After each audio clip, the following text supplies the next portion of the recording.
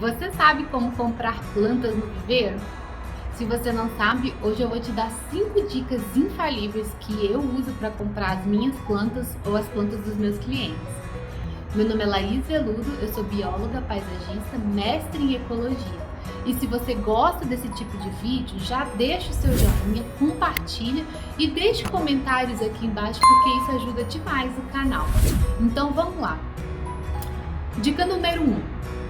A primeira coisa que você precisa saber sobre uma planta é o valor dela. Por exemplo, a gente conhece, boa parte de vocês já deve conhecer a begônia maculata, e essa é uma planta conhecidamente muito cara no mercado. Ela é muito cara por vários motivos. Primeiro, porque tem a patente de quem desenvolveu essa planta, de um produtor lá da Holanda, mas não é só isso. O preço de uma planta está diretamente ligada ao tempo que essa planta passa ocupando o solo de um viveiro.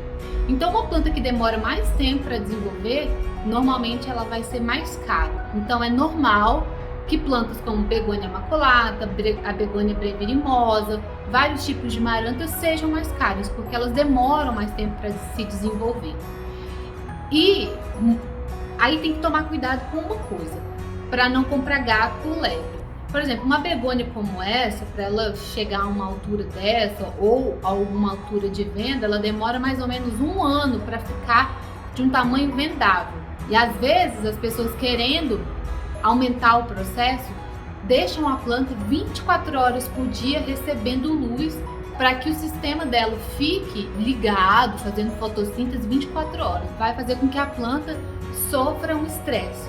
Ela vai se desenvolver mais rápido, uma planta que se desenvolveria em 1 ano vai se desenvolver em 6 meses, só que ela vai estar uma planta completamente estressada. Então você compra essa planta mais barata, porque ela se desenvolveu em 6 meses e não em 1 ano, leva para sua casa e em poucas semanas ela morre, porque ela está extremamente estressada. E planta estressada é planta que pega fungos, doenças e pragas com muito mais facilidade e muitas vezes não consegue se adaptar a um novo ambiente justamente por ela estar estressada. Então, o valor de uma planta, ela tem um porquê e a gente tem que tentar respeitar isso e tentar comprar plantas mais ou menos do valor do que se tem no mercado, porque pode acontecer de você comprar plantas que estão muito mais baratas e elas estarem extremamente estressadas.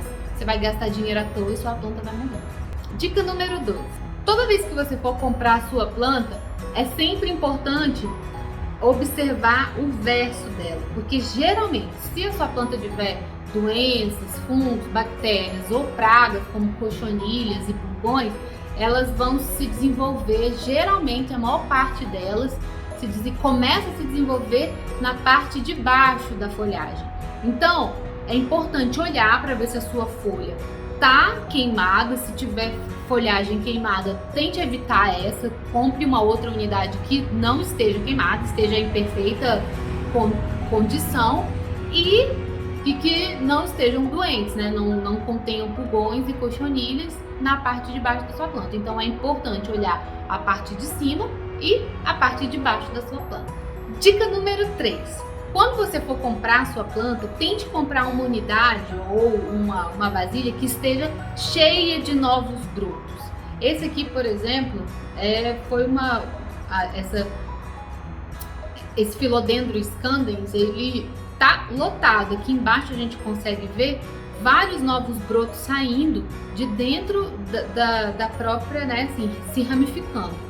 Porque isso significa que a planta está saudável, a planta está com muita facilidade de se desenvolver nesse ambiente. Então é uma planta que vale a pena comprar. Quando você chegar na sua casa, ela não vai sofrer muitas perdas e não vai sofrer muito dentro da sua casa. Então, dica número 3, tente comprar plantas que tenham mais brotos nascendo. Isso vai facilitar a sua vida. Dica número 4. A dica número 4 é em relação às raízes das suas plantas. Muitas vezes as plantas elas estão bem na sua folhagem, mas as raízes estão apodrecendo. Então é importante você olhar as raízes das suas plantas. Eu sei que muitos viveiros podem não aceitar isso, mas se você tiver a oportunidade de no seu viveiro retirar a planta do seu potinho e observar as raízes, é uma boa. É muito fácil tirar sem machucar as raízes. Você não vai sair puxando as raízes para estragar a planta do viveiro, mas você vai apertar assim o potinho. Se for um pote maior, você pode usar as duas mãos, né? E para apertar, principalmente aqui em cima, porque a terra que fica grudadinha no pote, quando você aperta, ela se desloca, então a terra total fica mais solta. E aqui embaixo também é um local onde a planta se gruda muito, então apertar a parte de baixo do pote. Quando você faz isso, ela sai com relativa facilidade. E isso aqui é uma coisa importante de se observar. Essa raiz, ela tá extremamente saudável. Quando você for observar raízes na sua planta, ela tem que estar branquinha, bem clarinha, toda enovelada assim. Essa raiz tá boa, tá até saindo já aqui, ó, grande, tá na hora de mudar de pote essa planta. E não tem cheiro ruim, não tá cheirando bactéria, não tá cheirando podre, né? Cheiro de fungos e bactérias, então essa é uma boa planta para se adquirir, independente do tamanho. E a última dica, dica número 5, tente evitar plantas estioladas. Plantas estioladas são plantas que têm um pendão muito grande, elas estão muito compridas.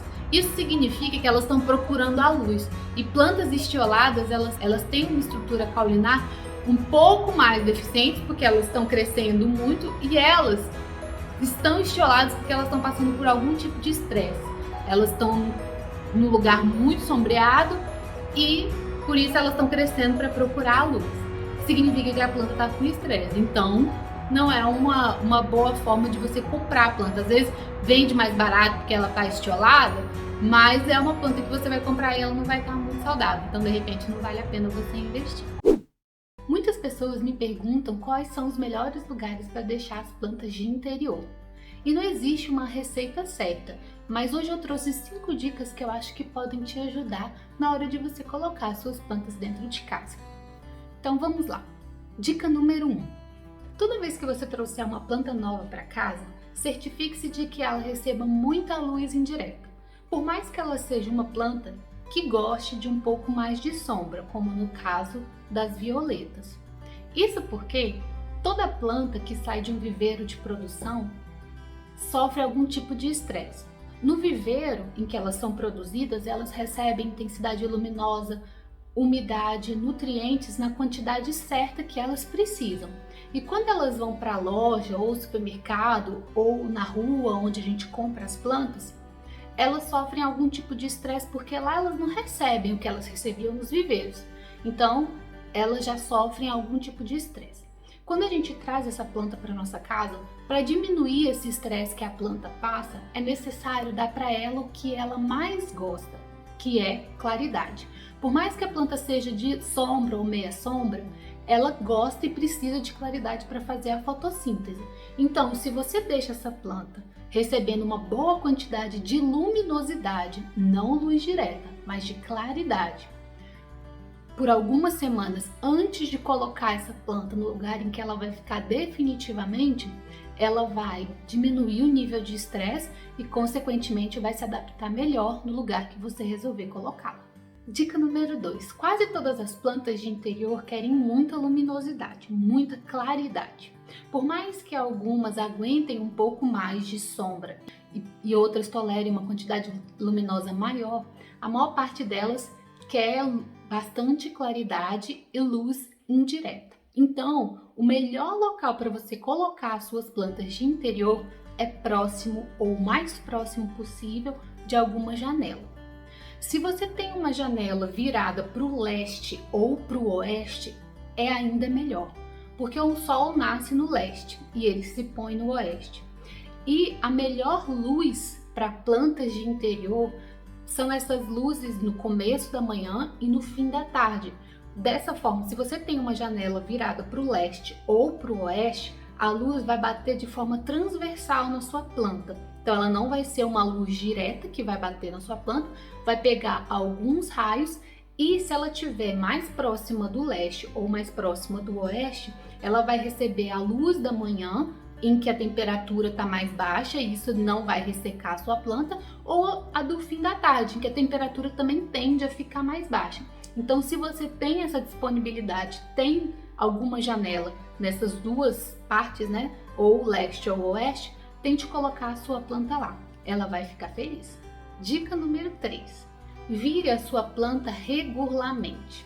Existe uma coisa chamada fototropismo, que é a tendência que a planta tem de procurar a luz. Se você recebe a intensidade luminosa sempre de um lado, a tendência da sua planta é procurar a luz. Então, ela sempre vai encher mais aonde está batendo a maior intensidade luminosa ou a maior claridade. E o que isso significa para sua planta? Se você não mudar, não girar a sua planta, significa que ela vai ficar torta. Então, de tempos em tempos, vire a sua planta pelo menos uma vez por mês, a cada 15 dias, para que ela vá desenvolvendo folhas e ficando mais homogênea ao redor dela própria, né? Formando um sistema mais homogêneo de folhas. Dica número 4. Evite sol direto na sua planta. As plantas de interiores gostam de bastante luminosidade, mas elas não toleram sol direto. A luz direta na sua planta vai machucar a folhagem e, consequentemente, vai queimá-la. Isso acontece porque, quando a luz bate diretamente na folhagem, e se essa planta não tem o preparo para o resfriamento, a planta vai desejar constantemente água na folhagem. Então ela vai puxar do solo toda a água que ela tem constantemente. A planta que não está preparada para receber muito sol vai sofrer um estresse, porque ela vai ficar nesse sistema de puxar a água do solo o tempo inteiro. E muitas vezes a gente não consegue manter o solo sempre molhado para que a planta tenha essa disponibilidade de água. Então ela vai ressecar suas plantas, vai queimar e vai deixar suas plantas sempre em bastante estresse. E isso não é bom para a planta, porque a gente tem que lembrar que planta estressada é planta propícia a pragas e doenças. Aqui no hemisfério sul, a janela virada para o norte é a janela que mais recebe a intensidade luminosa, porque a gente está abaixo da linha do Equador. Então essa é a janela que a gente tem mais dificuldade para posicionar as nossas plantas. Se você tem alguma janela virada para o norte, a minha dica é: coloque alguma cortina fina, mais clara, para que ela bloqueie a intensidade luminosa direta, mas deixe passar a claridade. Assim a sua planta de interior vai continuar tendo claridade suficiente para se desenvolver, mas sem aquela luz direta que chega, né, dos raios solares durante o dia inteiro. E dica número 5. Evite ar-condicionado direto na sua planta. O ar-condicionado, além de ser frio, o que é péssimo para plantas tropicais, porque plantas tropicais não toleram vento frio, por mais que você esquente um pouco o ar-condicionado, aquele vento constante sempre tira a camada superficial da folhagem. E isso também vai causar muito estresse, porque a planta vai sempre ter que puxar a água do solo para manter a camada superficial de água dela, da folhagem. E isso também vai causar um estresse na planta e possibilita também que haja o ressecamento e o que torna a planta quebradiça.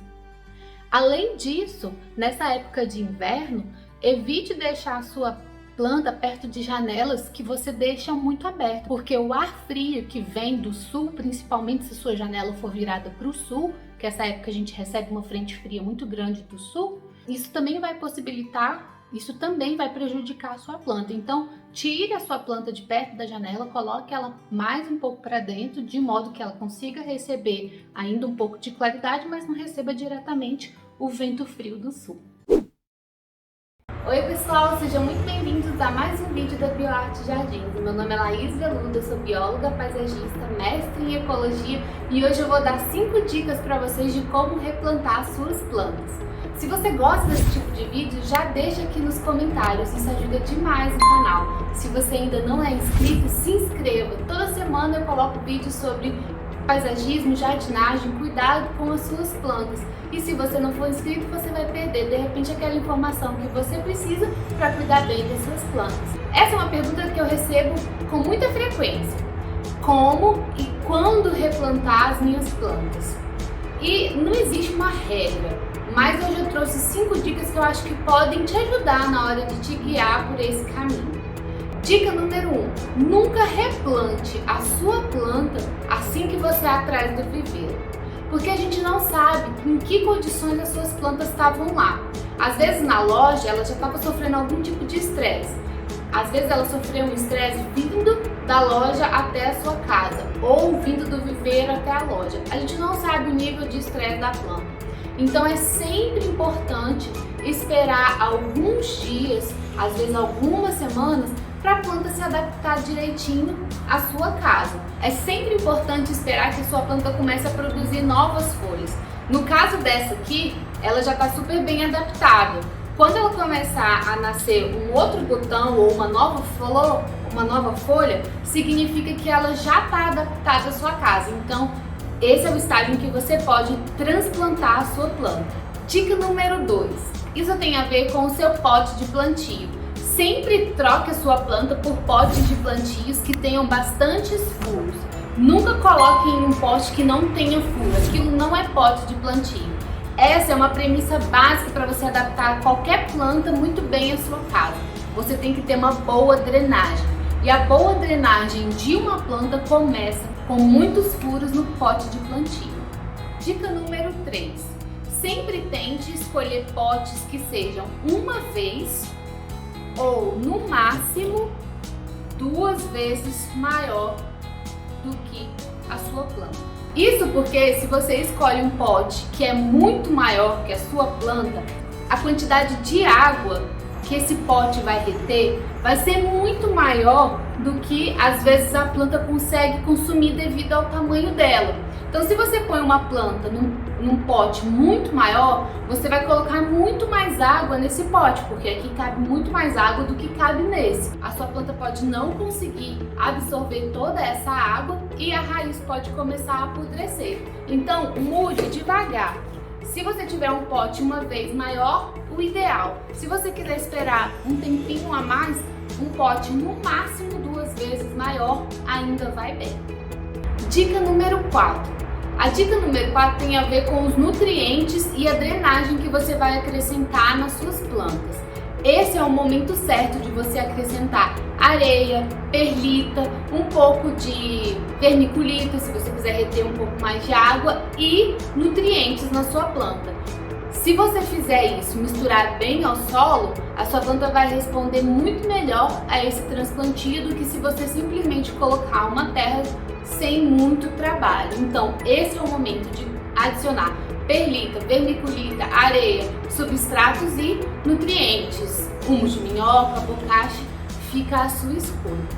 Dica número 5. Quando for transplantar a sua planta, sempre tente manter a altura da terra na altura atual. Não plante a sua planta um pouco mais acima, de modo que pegue um pouco o galho. Não, você vai manter esse mesmo nível. Se você subir um pouco mais, você pode danificar a sua planta pegando um galho, pegando uma parte do tronco que não deveria pegar. Se você gosta desse tipo de vídeo, já deixe o seu like, se inscreva no canal e compartilhe. Deixe aqui nos comentários se ficou qualquer dúvida a respeito do assunto. Até a próxima, pessoal! Tchau! Você sabe a maneira certa de regar as suas plantas? Hoje eu vou dar 5 dicas para você não se perder na hora de hidratar as suas plantinhas. Então fica comigo! Uma das dúvidas mais frequentes que eu recebo nas minhas redes sociais é como molhar as plantas. Então por isso que eu resolvi fazer esse vídeo. Mas antes de começar, não deixe de se inscrever no canal. Toda semana eu trago vídeos novos sobre como cuidar das suas plantas. Então se inscreva, toque o sininho e compartilhe esse vídeo com quem você acha que também precisa aprender a molhar suas plantinhas. Hoje eu separei 5 dicas que são muito importantes você se lembrar na hora de molhar as suas plantas. Então lá vai. Dica número 1.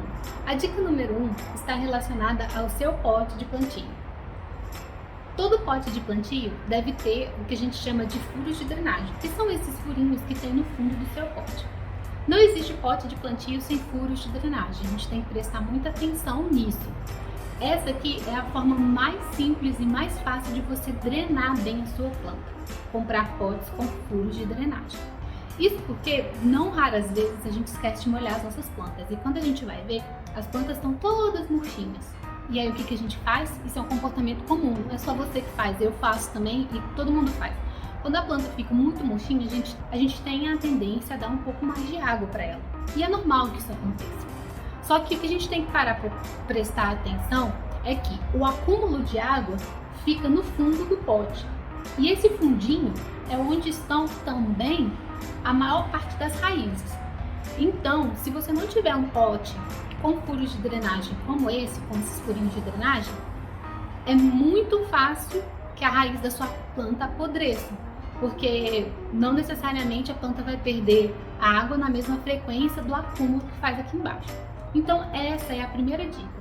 Toda vez que você for plantar, você se certifique de que o seu pote tenha pelo menos um bom furo de drenagem. E aí a gente passa para a dica número 2. A dica número 2 está relacionada ao seu cachepô.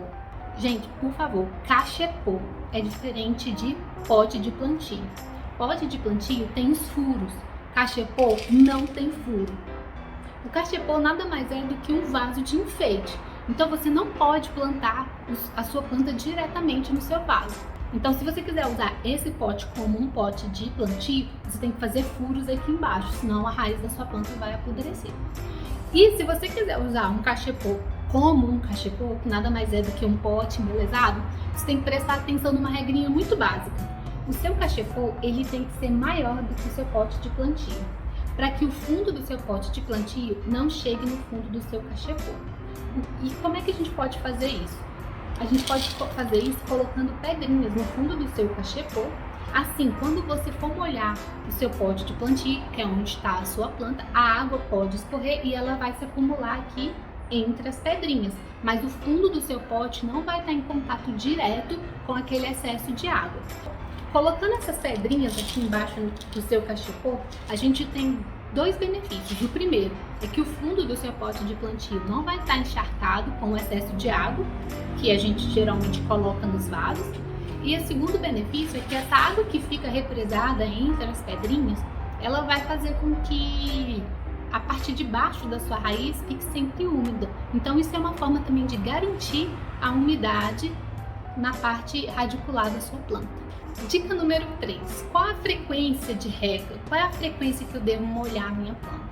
A regra básica, que para mim é a mais eficiente, é a regra do dedo.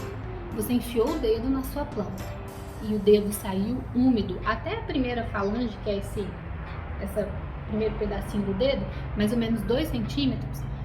Se a sua terra estiver úmida, você não precisa molhar. Se a sua terra estiver seca, significa que você já pode regar a sua planta. Então essa é a regra mais eficiente para você saber se a sua planta está precisando de água. E aí a gente parte para a regra número 4. Qual a quantidade de água que eu devo colocar na minha planta? Isso é uma resposta impossível de ser respondida, porque a quantidade de água depende da variedade da sua planta. Se você tem uma planta que requeira mais água, sempre a terra mais úmida, você vai colocar uma quantidade X de água. Se ela precisa de menos água e ela tolera um pouco mais de seco, você vai colocar X dividido por 2 de água. Então não existe uma regra, mas a coisa mais importante que as plantas gostam, e aí sim você pode se atentar, é a frequência da sua rega. Se você estipula que a sua planta a cada 3 dias precisa de água, então regue a sua planta a cada 3 dias. Plantas gostam de regras na hora da rega. Então, se o espaçamento é de 3 dias, não pule os 3 dias. Não faça de vez em quando 4 dias, de vez em quando 2 dias. Isso causa estresse na planta. A planta gosta de um método na hora da sua rega. Então, a quantidade é impossível de responder, mas a frequência é o que mais vai fazer com que a sua planta responda bem a quantidade de água que ela precisa. A dica número 5 tem a ver com esses pontinhos que às vezes se acumulam nas plantas. As plantas às vezes ficam com a ponta mais amarelada. Isso pode ter a ver com a quantidade de metais que tem na sua água. Geralmente as águas tratadas, que essas que a gente recebe na nossa torneira de casa, ela vem com uma quantidade relativamente alta de flúor, cloro e sódio. E isso pode se acumular na ponta da sua planta e pode fazer com que a sua planta comece a queimar. Isso pode ser um dos motivos. Eu não estou dizendo que toda vez é por causa disso. Mas, como a maior parte de nós, que não mora numa fazenda, não mora numa chácara, não tem a oportunidade de pegar água direto do rio e molhar as nossas plantas. A gente molha com água da torneira. Então isso pode ser um dos problemas, pode ser uma das causas da pontinha das suas plantas ficarem meio queimadinhas. Pode ser o excesso de acúmulo desses metais pesados que tem dentro da água. O que você pode fazer? Se você tem a capacidade de guardar alguma água da chuva, guarde e vá molhando as suas plantas com ela. Caso essa não seja uma possibilidade para você, porque você mora em apartamento, o que você pode fazer é 24 horas antes de molhar a sua planta, você tira a água da torneira e deixa a água aberta numa vasilha, num vaso, num balde, porque esses metais vão sendo evaporados. Em 24 horas você já tirou aí boa parte dos metais pesados que tem na água e você pode molhar suas plantas com essa água.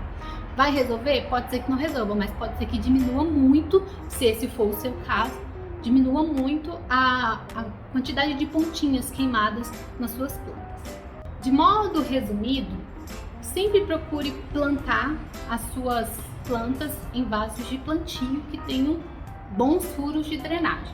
Se você for usar um cachepô para embelezar a sua planta, não se esqueça de colocar uma camadinha de pedrisco, argila expandida ou até mesmo isopor, se você não tiver pedriscos e nem argila expandida, mas colocar uma camadinha de drenagem no fundo do seu cachepô para que o fundo do seu vaso não entre em contato com o fundo do cachepô. Sempre tente achar uma frequência sistemática de rega e sempre tente molhar suas plantas nessa mesma frequência. Sempre veja antes de molhar se o seu dedo sai sujo. E por fim, se você tiver a disponibilidade de molhar a sua planta com água da chuva, molhe. Se você não tiver, separe 24 horas antes a quantidade de água que você vai molhar a sua planta e tente molhar com essa água que já tenha perdido pelo menos grande parte dos metais pesados. Então é isso, pessoal. Se vocês gostaram desse vídeo, não se esqueça de deixar o joinha e compartilhar com aquelas pessoas que também não sabem como molhar suas plantas. Até a próxima, pessoal. Tchau! E hoje eu vou contar para vocês o que fazer para deixar as suas plantas mais robustas e maiores. Se você gosta desse tipo de vídeo, já deixa aqui nos comentários. Isso ajuda demais o canal a crescer. Além disso, se você ainda não é inscrito, se inscreva. Toda semana eu posto vídeos sobre paisagismo, jardinagem e cuidado com as suas plantas. Talvez aquela dica que você precise você encontra aqui. Essa é uma das perguntas que eu mais recebo nas minhas redes sociais. O que fazer para deixar as plantas maiores e mais robustas? Vamos pegar o nosso corpo como exemplo. O que eu preciso fazer para ficar maior e mais parruda, mais gorda? Eu preciso comer. Isso é básico. O corpo, para crescer, precisa se alimentar. Com as plantas também não é diferente. As plantas também precisam comer. Mas essa é a questão. O que é que as plantas comem? Quando eu faço esse tipo de palestra, quando eu estou ensinando as pessoas a respeito de nutrição de plantas, eu sempre faço essa pergunta: do que a planta precisa para ela crescer? E a resposta mais frequente, a resposta, eu posso dizer quase 100% das vezes, as pessoas falam nutrientes.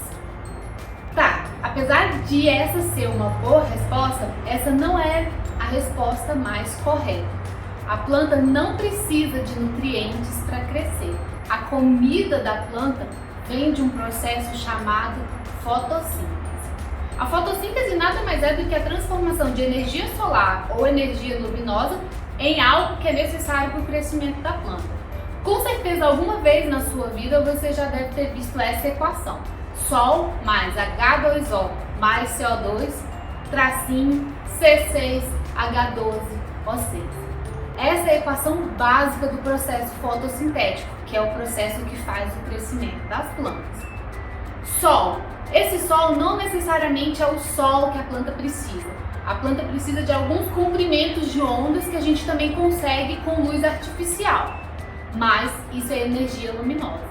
H2O é a fórmula química da água e CO2 é a fórmula química do dióxido de carbono, também conhecido como gás carbônico.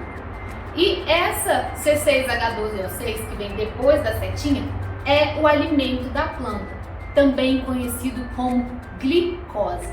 É isso mesmo, pessoal. A planta, para crescer, não precisa de nutrientes de forma direta, mas ela precisa de algo que é um produto da fotossíntese, e esse algo é a glicose. Então, como é isso? A gente coloca glicose para a planta crescer? Claro que não, né, gente?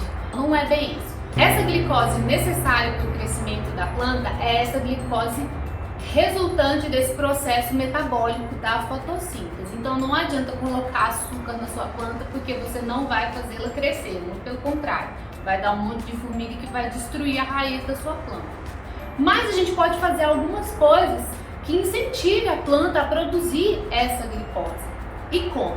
Vamos pegar de novo essa fórmula e vamos entender como que ela funciona. Luz mais água mais dióxido de carbono.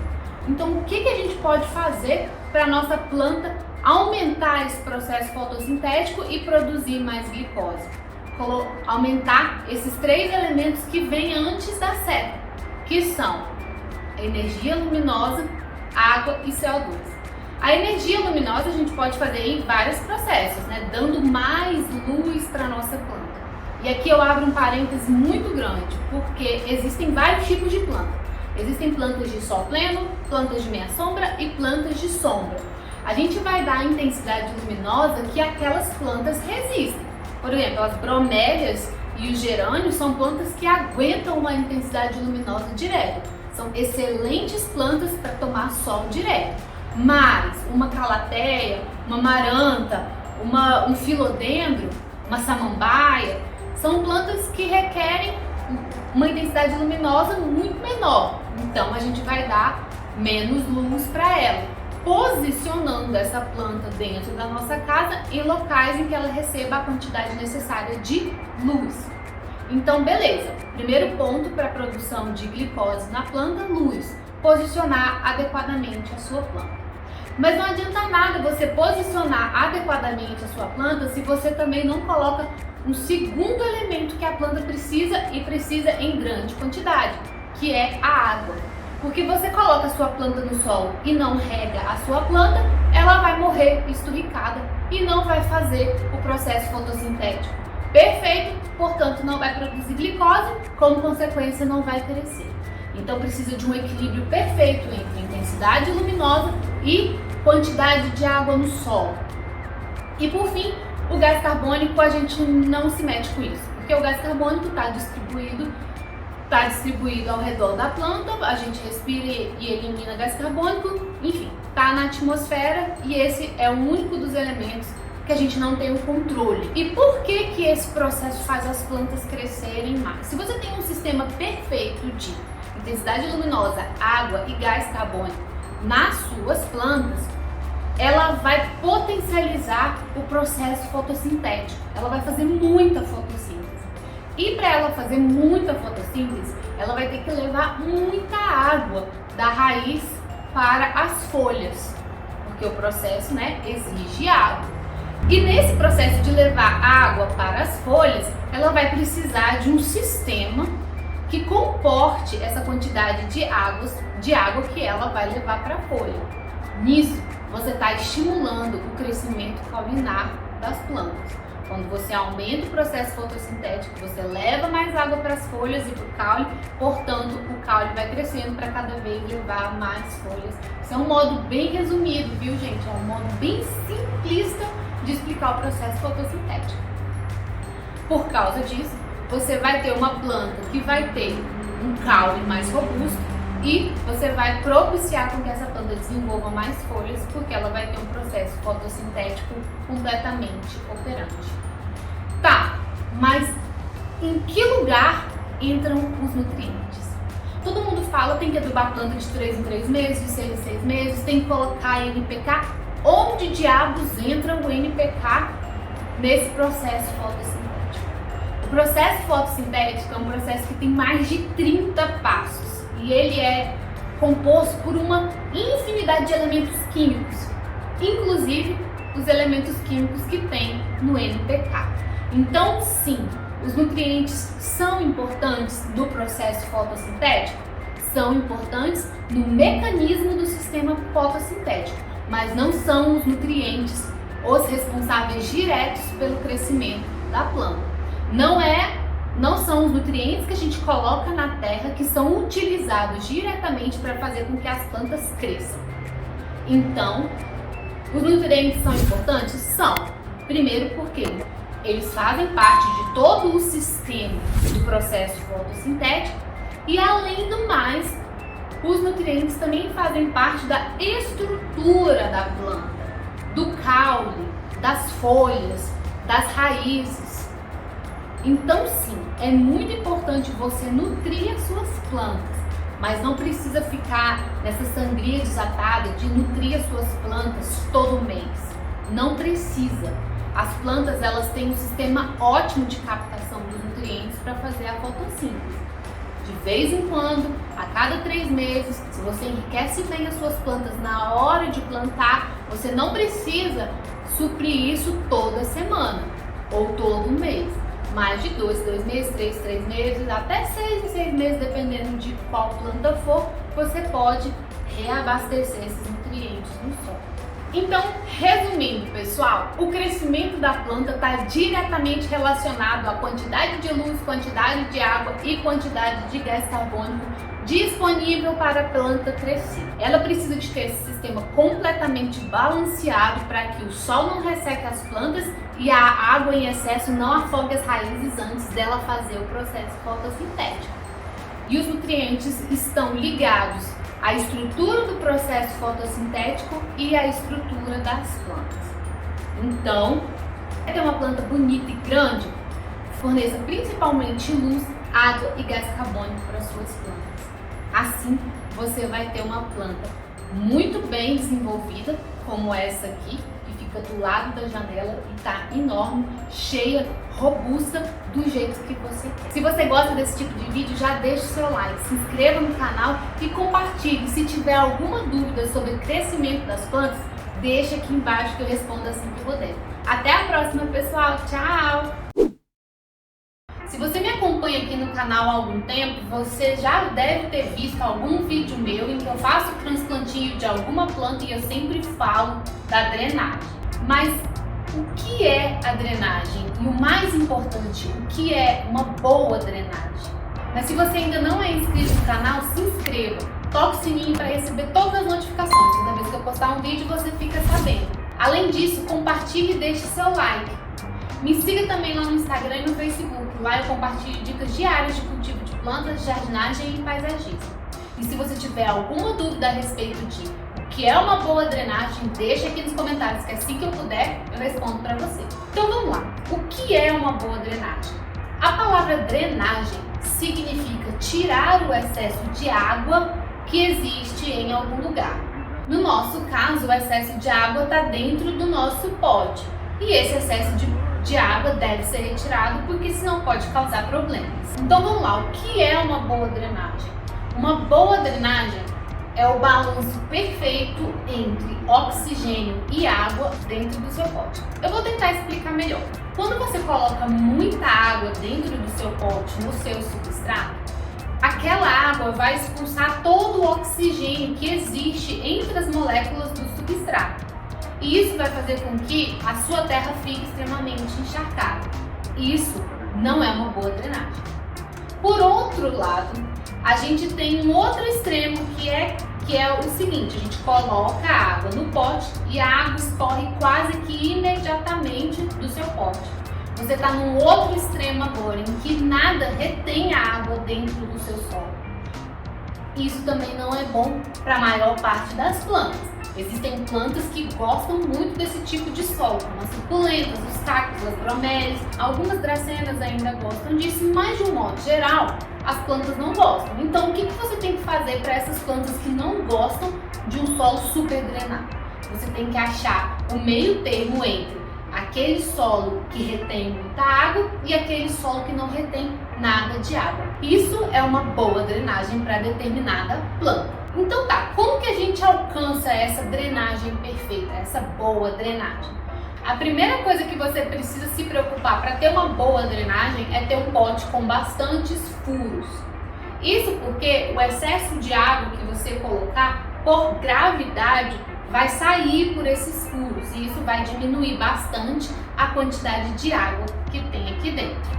Mas muitas vezes o furo do pote de plantio não é suficiente. Você precisa de outros elementos dentro do seu pote para te ajudar nessa drenagem. Eu tenho aqui um solo, um substrato padrão. ele é bem preto, rico em matéria orgânica. São esses solos que a gente compra em casas especializadas em jardinagem. Solos para plantio de plantas ornamentais ou hortaliças. Isso aqui é uma mistura de matéria orgânica e matéria inorgânica. E esse é um excelente solo. Aqui as plantas vão crescer, as raízes vão se desenvolver, só que esse solo tem uma certa desvantagem. Se você reparar aqui, ele já está até formando pelotas, e isso tem relação com a característica física desse substrato. Isso porque ele é composto de grãos muito finos, então ele vai reter muita água. A razão para isso acontecer é que a água, assim como outros líquidos, tem uma característica chamada capilaridade. A capilaridade é a capacidade que a água tem de se juntar. Quando uma molécula de água se junta a outra molécula de água, isso é chamado de coesão. Além disso, a molécula de água tem a capacidade de se juntar a outros tipos de moléculas que não só a água. Isso é chamado de adesão. E essas duas forças, a coesão e a adesão, elas são muito mais fortes do que a gravidade. Então, por mais que você tenha bons furos no seu pote de drenagem, se você tiver um solo muito fino e não fizer nada, não trabalhar nada nesse solo, ele vai reter muita água e não há furo que faça descer a sua água. Mas isso é uma coisa boa. Reter água no solo é bom porque as plantas amam água.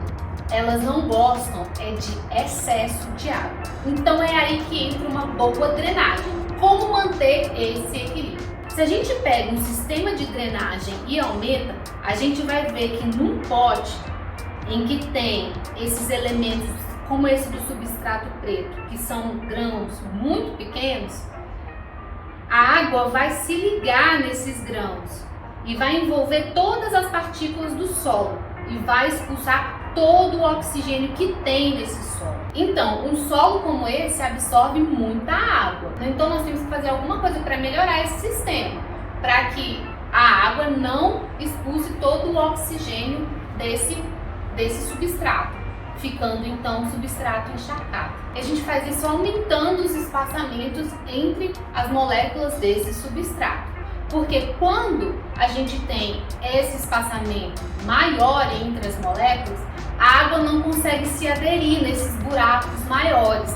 Então, a força capilar dela vai diminuir, fazendo com que a gravidade seja mais forte e a água desça. Tá, mas como que eu faço para aumentar isso? Existem algumas técnicas que a gente utiliza. A primeira delas, você pode colocar pedrinhas. Quando você coloca pedras no seu substrato, você está aumentando esses buracos, né? E dificultando com que a água fique presa ali dentro. Uma outra forma é você colocar areia do tipo média. A areia, o grão da areia tem que ser maior do que o grão do substrato. Porque se for do mesmo tamanho, você vai reter mais água. Então tem que ser uma areia média ou uma areia grossa, para que ela diminua, para que aumente esses espaçamentos e a água não consiga grudar no substrato. Mas por que parar por aí? Uma forma também que eu gosto muito de fazer aqui, toda vez que eu vou fazer transplantio, é colocar matéria orgânica grande. Você pode colocar essa matéria orgânica grande como casca de pinos, serragem, casca de coco, junto do seu substrato para aumentar essa aeração do solo. Então, quando você coloca a água, ela não vai conseguir se aderir também às moléculas do substrato fino e vai descer naturalmente, vai ficar uma quantidade boa de água para aquele substrato. Mas a matéria orgânica se decompõe e, com o tempo, ela vai diminuindo a sua capacidade de fazer a drenagem. Então, junto a essa matéria orgânica, casca de pinos, casca de coco, você pode colocar uma argila expandida, por exemplo. Eu uso muito argila expandida para fazer a drenagem do fundo do meu pote. Tem gente que acha que é desnecessário fazer a drenagem do fundo do pote. Eu não acho. Para mim, a planta precisa dessa camada também lá embaixo. Então, eu sempre faço. Mas você também pode adicionar essa argila expandida na sua mistura do solo, dependendo da planta que você vai tratar. Como, por exemplo, uma pata de elefante que tem uma necessidade hídrica muito baixa, você pode trabalhar o solo dela colocando essa argila expandida, além do fato dela precisar de uma área maior, de um pote maior. Porque a argila expandida é uma argila que foi expandida e dentro dela cabe uma grande quantidade de ar. Então toda a água que entrar ali, quando você regar, ela vai ser rapidamente expulsa e ela vai expulsar a água ao redor dela também. Então quando você coloca a argila expandida misturada ao seu substrato, você está fazendo com que o seu solo fique bastante drenável. Então assim, você vai colocar isso em plantas que não exijam um solo sempre úmido, que gostam, que preferem ficar com o solo mais seco entre as regas. Agora, se você tem potes pequenos, por exemplo, não dá para você usar argila expandida. Como que você vai colocar uma argila expandida nesse potinho desse cacto? Você vai colocar só argila e não vai colocar nada de solo. Existem algumas outras opções. Geralmente se usa a perlita, a vermiculita ou a pedra pómez. A perlita e a vermiculita são também quase opostos nesse espectro, né, de drenagem. Mas no caso de plantas que também gostam de um espaçamento, de um solo mais seco entre regas, eu usaria a perlita ou a pedra pómez, porque ela expulsa o ar com mais facilidade. Ela ajuda na drenagem. Já a vermiculita, ela está no espectro oposto. Ela ajuda na drenagem, mas ela também retém água. Então plantas como marantas, você utiliza a vermiculita para reter e ajudar na drenagem. Então, resumindo, o tipo de drenagem, o tipo de boa drenagem vai depender da planta que você está querendo drenar. Mas existem alguns conceitos básicos, que é a proporção de oxigênio e água em um equilíbrio ótimo para aquela planta. Você acha esse equilíbrio ótimo utilizando um substrato, e aqui vai uma observação: compre substrato com um bom preço, porque vale a pena você pagar um pouquinho mais por um bom substrato. Ele vai te trazer um retorno melhor para as suas plantas. Então, e aí é você achar esse equilíbrio entre o substrato que você está usando e a quantidade de elementos drenantes que você vai pôr na sua planta, seja a perlita, a vermiculita, a pedra pómez ou até mesmo a argila expandida. Eu espero que vocês tenham gostado. Pessoal, se ficou alguma dúvida a respeito do que é uma boa drenagem, deixe aqui nos comentários que eu respondo para vocês assim que eu puder. Até a próxima, pessoal. Tchau! Quando eu fiz o vídeo sobre reprodução de begônia, muitas pessoas ficaram em dúvida em onde exatamente cortar, tendo em vista que quando eu fiz aquele vídeo, a begônia já estava com as raízes desenvolvidas. Então hoje eu resolvi cortar aqui com vocês para ajudar na hora de propagar as suas plantas. Essas dicas, elas não valem só para begônia, valem para quase todos os tipos de planta e plantas de interior. Então o que eu vou falar aqui serve para quase tudo. Então fique ligado, fique até o final, porque são 5 dicas muito preciosas. Dica número 1: quando você for propagar a sua planta, certifique-se de que haja pelo menos 3 nós. Esse é um nó, 2 nós e 3 nós. Você vai cortar a sua planta no 3º nó. Isso é muito importante, você cortar 3 nós. Por quê? O que vai acontecer é que, caso você vá propagar essa planta em água, você tem que ter pelo menos um nó acima, na parte aérea, e um nó abaixo, e pelo menos uma folha que vai continuar na planta. Nesse caso aqui eu tenho 3 nós. Isso é um nó, isso é um nó, isso é um nó. Aqui abaixo eu vou tirar o excesso de caule e tirar essa folha. Isso aqui é um nó. Esse nó vai ou ficar submerso em água, ou você vai enterrar na terra que você preparar para receber essa planta. Quando você deixa 3 nós, 2 acima e 1 embaixo, isso significa que esse nó vai desenvolver raízes e esses nós vão desenvolver galhos. Então essa é uma das formas mais eficientes de você conseguir reproduzir a sua planta. 3 nós, uma folha para cima e uma por baixo, e uma para baixo. Se você quiser reproduzir isso em água, é só colocar na água e tá feito. Se você quiser reproduzir isso em terra, você vai enterrar esse nó e deixar esses 2 nós aéreos. O único cuidado que você tem que ter se você for reproduzir com água, trocar essa água diariamente. Essa água não pode ficar velha, senão pode dar bicho e isso pode prejudicar o desenvolvimento da sua raiz. Dica número 2. Quando você for fazer a muda da sua planta por esse processo, certifique-se de que ela receba muita claridade, mas não sol direto.